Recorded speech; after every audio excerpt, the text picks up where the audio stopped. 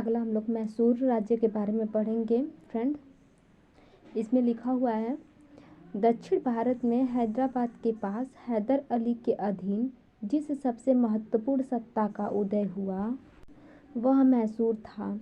विजयनगर साम्राज्य के अंत होने के समय में ही मैसूर राज्य ने अपनी कमजोर स्वाधीनता को बनाए रखा और नाम मात्र को ही यह मुगल साम्राज्य का अंग था। 18वीं सदी के शुरू में नजराज सर्वाधिक और देवराज मतलब दुलवई नाम के 2 मंत्री ने मैसूर की शक्ति अपने हाथ में ले रखी थी। इस प्रकार वहां के राजा चिक्का कृष्ण राज को उन्होंने कठपुतली में बदल दिया। हैदर अली का जन्म 1721 में एक अत्यंत सामान्य परिवार में हुआ था। उन्होंने अपना जीवन मैसूर की सेना में एकदम साधारण अधिकारी के रूप में शुरू किया था। वह शिक्षित तो नहीं थे, लेकिन कुशाग्र बुद्धि और प्रतिभा का धनी था। वह अत्यंत परिश्रमी और लगनशील भी था, साहसी और दृढ़ निश्चय भी थे। वह एक प्रभावशाली सेना नायक तथा चालाक राजनीतिज्ञ भी थे। मैसूर राज्य 20 साल तक युद्ध में उलझा रहा। इस दौरान हैदर अली को जो भी मौका मिला उसने उसका लाभ उठाया और मैसूर की सेना में ऊंचे पद पर पहुंच गया। जल्द ही उसने पश्चिमी सैनिक प्रशिक्षण के महत्व को पहचाना तथा जो सैनिक उसके अधीन थे उनको आधुनिक प्रशिक्षण दिलवाया। 1755 में डीडीगुल में उसने एक आधुनिक शस्त्रागार स्थापित किया। इसमें उसने फ्रांसीसी विशेषज्ञों की मदद ली। 1761 में उसने नंजराज को सत्ता से अलग कर दिया तथा मैसूर राज्य पर अपना अधिकार कायम कर लिया। योद्धा सरदारों और जमींदारों के विद्रोह को उसने नियंत्रित कर लिया तथा बिदनूर, सुदा, सेंध, कन्नड़ और मालाबार के इलाकों को जीत लिया। मालाबार को अपने अधीन करने का मुख्य कारण यह था कि वह भारतीय समुद्र तट एक अपनी पहुंच बनाए रखना। थोड़ा ध्यान दीजिएगा। मालाबार को अपने अधीन करने का मुख्य कारण यह था कि वह भारतीय समुद्र तट तक अपनी पहुंच बनाए रखना चाहता था। पढ़ा लिखा न होने के बावजूद वह कुशल प्रशासक था। उसने अपने राज्य में मुगल शासन प्रणाली तथा राजस्व व्यवस्था उसी ने लागू की थी।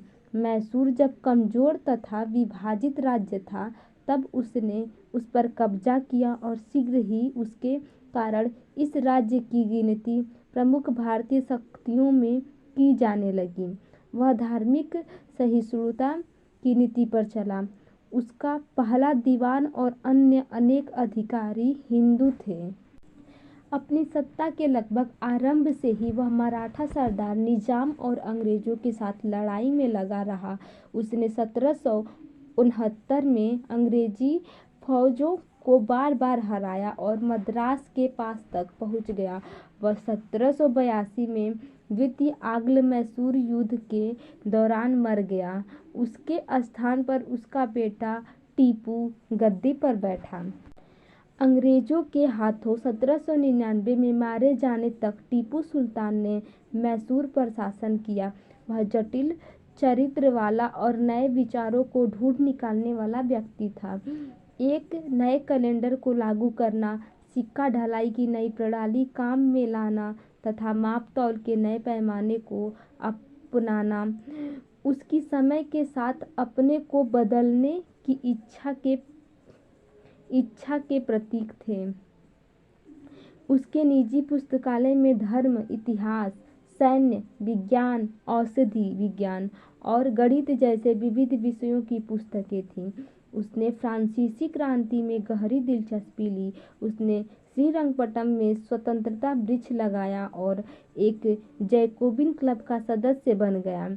उसकी सांगठनिक क्षमता का प्रमाण यह है कि जिन दिनों में भारतीय फौजों के बीच अनुशासनहीनता आम थी, उसके सैनिक अंत तक अनुशासित और उसके प्रति वफादार रहे। उसने जागीर देने की प्रथा को खत्म करके राजकीय आय बढ़ाने की कोशिश की।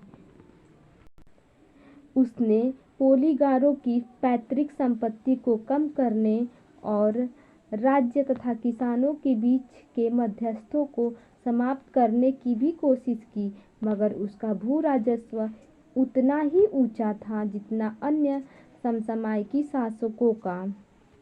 वह पैदावार का 1/3 हिस्सा तक भू राजस्व के रूप में लेता था, मगर उसने अब्बाओं की वसूली पर रोक लगा दी। वह भू राजस्व में छूट देने में भी उदार था। उसकी पैदल सेना यूरोप की शैली में बंदूक और संगीनों से लैस थी, लेकिन इन हथियारों को मैसूर में ही बनाया गया। 1796 के बाद उसने एक आधुनिक नौसेना खड़ी करने की भी कोशिश की थी। इसके लिए उसने 2 नौका घाट बनवाए थे तथा जहाज़ों के नमूने उसने स्वयं तैयार कराए थे। अपने व्यक्तिगत जीवन में वह एकदम सादा था। उसे किसी प्रकार का व्यसन नहीं था और विलासिता से वह कोसों दूर था। वह एक दुस्साहसी योद्धा था और अत्यंत प्रतिभाशाली सेनानायक था।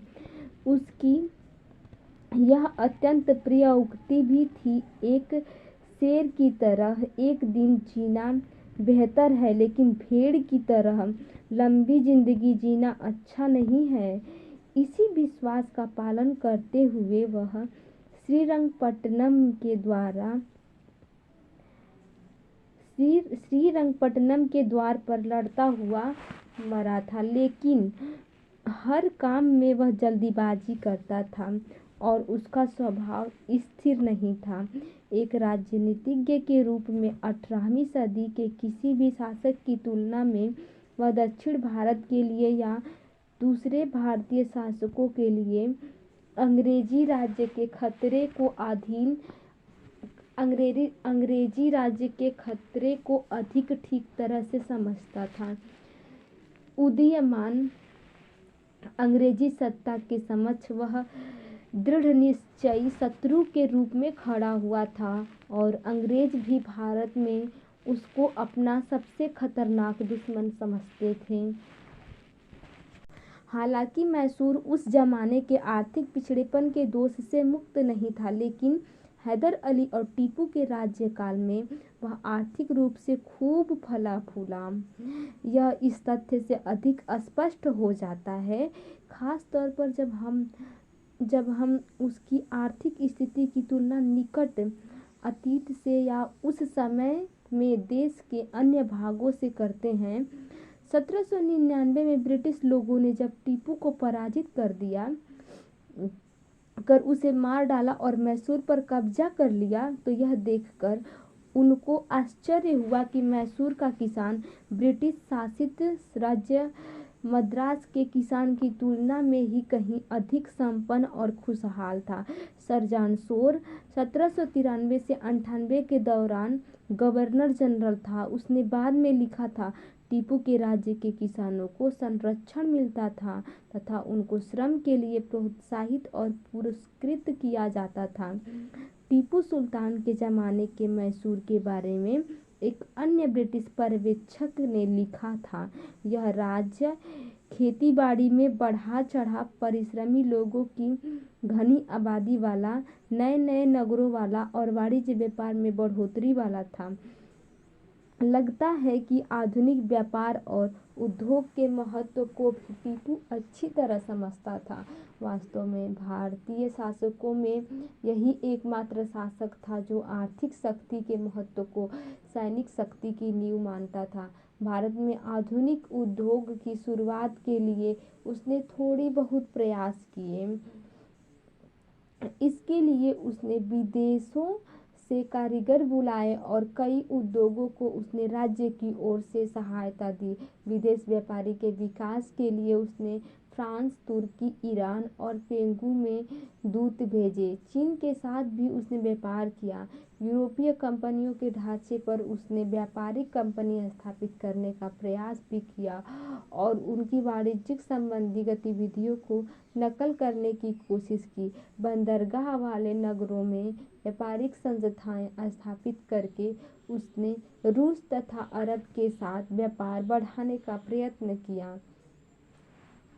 कुछ ब्रिटिश इतिहासकारों ने टीपू को धार्मिक उन्मादी के रूप में चित्रित किया।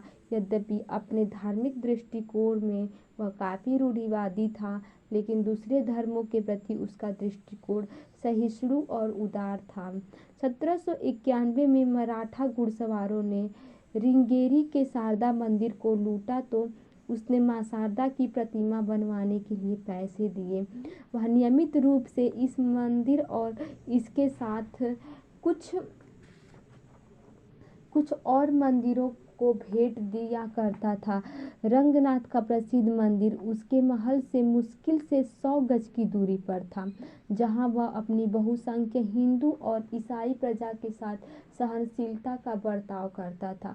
वहीं वह उन हिंदुओं और ईसाइयों के प्रति काफी कठोर था जो प्रत्यक्ष या परोक्ष रूप से मैसूर राज्य के विरुद्ध अंग्रेजों की मदद करते थे।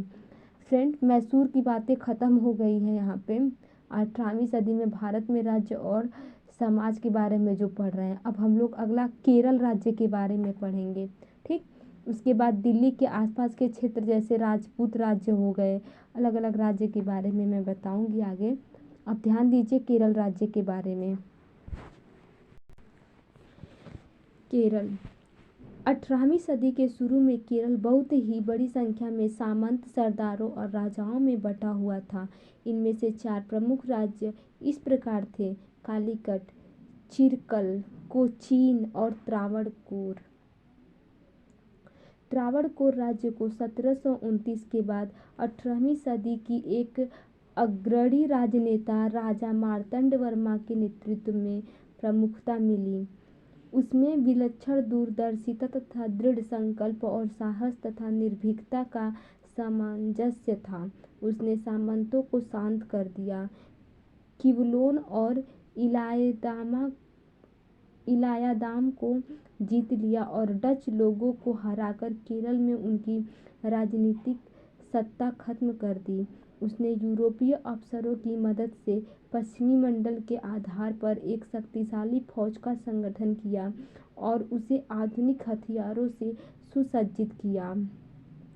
उसने एक आधुनिक शस्त्रागार भी बनाया। मार्तंड वर्मा ने अपनी नई फौज का इस्तेमाल अपना राज्य उत्तर की ओर बढ़ाने के लिए किया। त्रावणकोर की सीमाएं जल्द ही कन्याकुमारी से कोचीन तक फैल गईं। उसने सिंचाई की अनेक व्यवस्थाएं की, संचार के लिए सड़कें और सिंचाई के लिए नहरें बनाईं तथा विदेश व्यापार को सक्रिय प्रोत्साहन दिया। केरल के 3 बड़े राज्यों कोचीन, त्रावणकोर और कालीकट ने 1763 तक सभी छोटे राजवाड़ों को विलीन या अधीन कर लिया। हैदर अली ने केरल पर अपना आक्रमण 1766 में शुरू किया और अंत में कालीकट के जमोरिन के इलाकों सहित कोचीन तक उत्तरी केरल को हड़प लिया। 18वीं सदी में मलयाली साहित्य में एक असाधारण पुनर्जीवन देखा गया। यह अंशतः केरल के राजाओं और सरदारों के कारण हुआ, जो साहित्य के महान संरक्षक थे। 18वीं सदी के उत्तरार्ध में त्रावणकोर की राजधानी त्रिवेंद्रम संस्कृत विद्वान का एक प्रसिद्ध केंद्र बन गया। मार्तंड वर्मा का उत्तराधिकारी रामवर्मा स्वयं कवि, विद्वान, संगीतज्ञ, प्रसिद्ध अभिनेता और सुसंस्कृत व्यक्ति था। वह अंग्रेजी में धारा प्रवाह बातचीत करता था। उसने यूरोप के मामलों में गहरी दिलचस्पी ली। वह लंदन, कलकत्ता और मद्रास से निकलने वाले अखबारों और पत्रिकाओं को नियमित रूप से पढ़ता था। फ्रेंड्स, आगे हम लोग पढ़ेंगे दिल्ली के आसपास के क्षेत्र। जैसे कि एक राजपूत राज्य हो गया। उसके बाद हम लोग पढ़ेंगे बंगस पठान और रूहेले के बारे में पढ़ेंगे, सिख के बारे में पढ़ेंगे, जाट के बारे में पढ़ेंगे, रणजीत सिंह के अधीन जो पंजाब था उसके बारे में पढ़ेंगे, मराठा शक्ति का उत्थान और पतन पढ़ेंगे। आगे ऐसे ही है, टॉपिक दिया हुआ है, मैं ऐसे ही आपको रिकॉर्ड कर दूँगी। आप लोग खाली टाइम जैसे कि आप सो रहे हैं तो ऐसा होता है कि या तो थक गए हैं तो इच्छा होती है कि थोड़ी लेट लें, तो लेट कर भी आप इसको सुन सकते हैं। ठीक है, आगे और भी है, जनता की सामाजिक आर्थिक अवस्था है। 18वीं सदी का ही है सारा ये, 18वीं सदी का ये शिक्षा है, राज्यों का सामाजिक और संस्कृति जीवन भी दिया हुआ है। तो ये सब बहुत है, अभी मैं सभी सुना डालूँगी आप लोगों को।